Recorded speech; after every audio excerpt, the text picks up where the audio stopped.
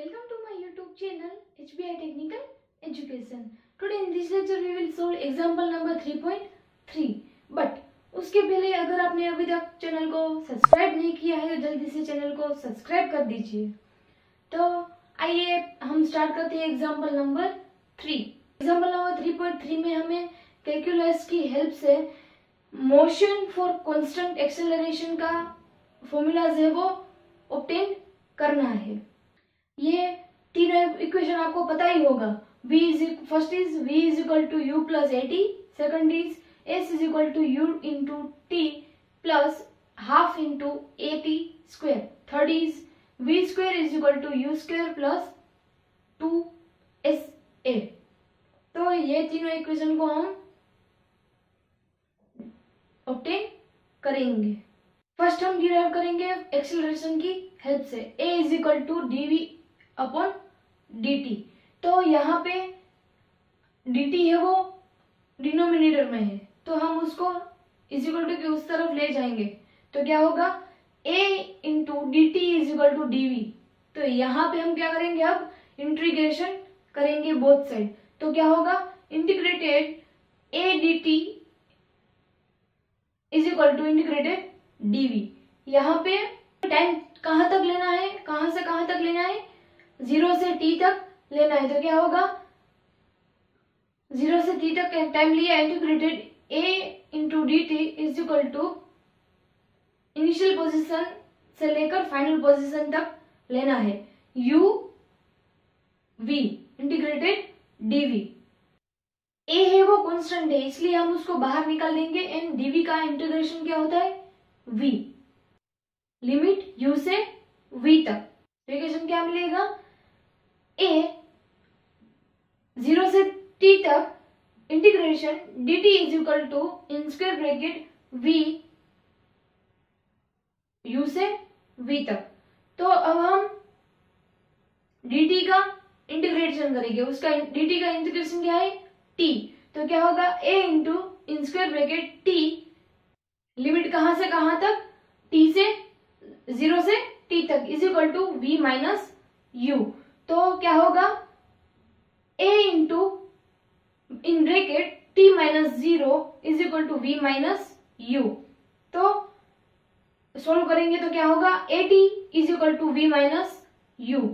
तो v को हम इज इक्वल टू की इस तरफ ले आएंगे तो हमारा इक्वेशन क्या बन जाएगा, v is equal to u plus a t. तो यहाँ पे हमें फर्स्ट इक्वेशन मिल गया।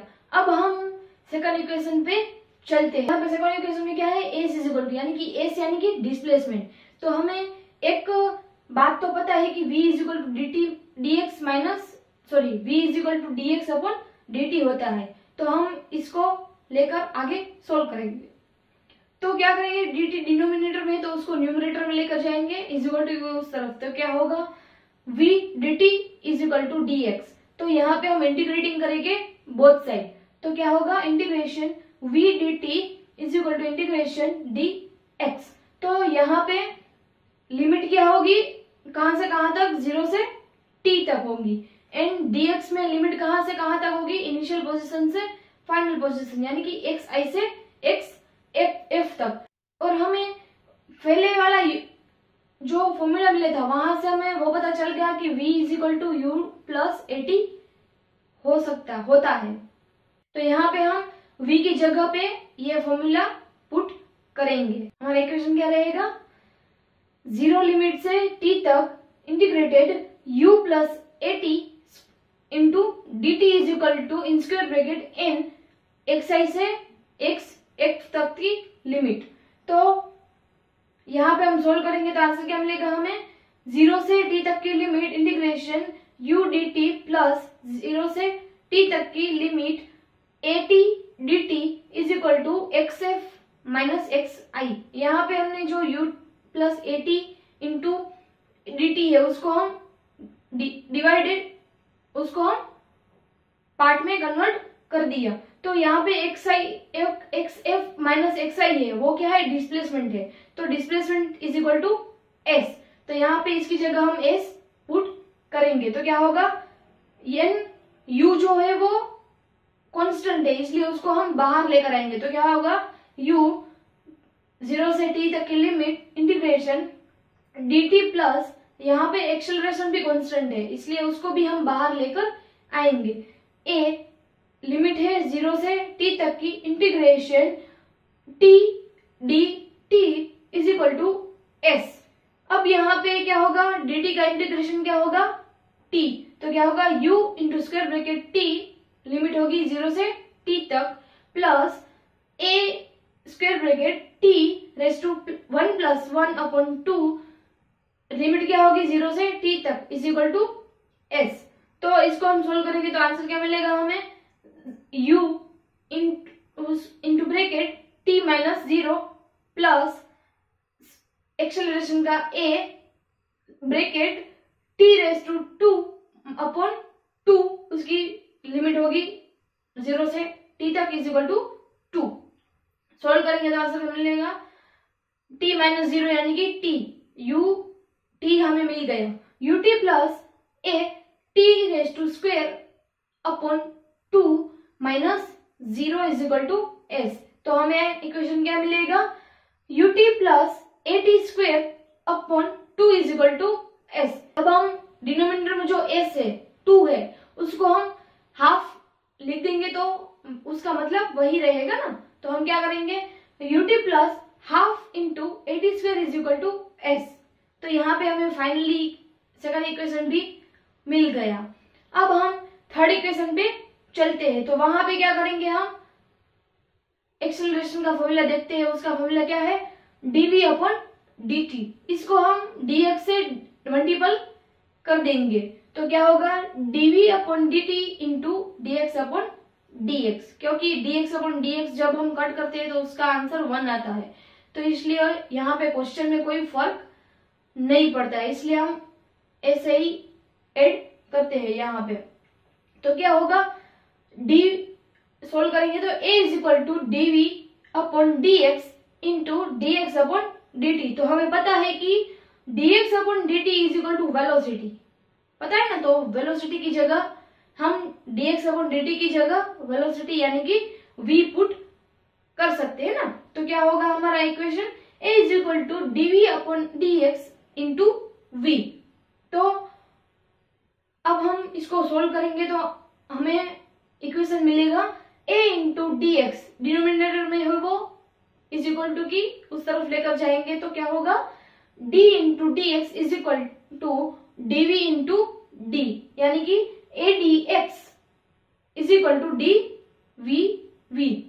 तो अब हम दोनों साइड है वो इंटीग्रेटिंग करेंगे तो क्या होगा इंटीग्रेशन x से लिमिट x से xi से xf तक की dx a is equal to integration with limit u से v तक की, यानी कि इनिशियल से फाइनल तक v dv।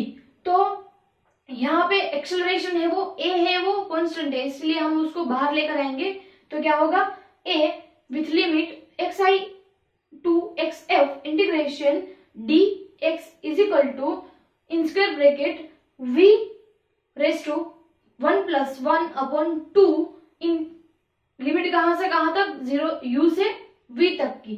तो क्या होगा dx का इंटीग्रेशन क्या होता है x, तो यहाँ पे आंसर क्या मिलेगा हमें a into in square bracket x with limit xi से xf तक की is equal to v square upon 2 with limit u से v तक की।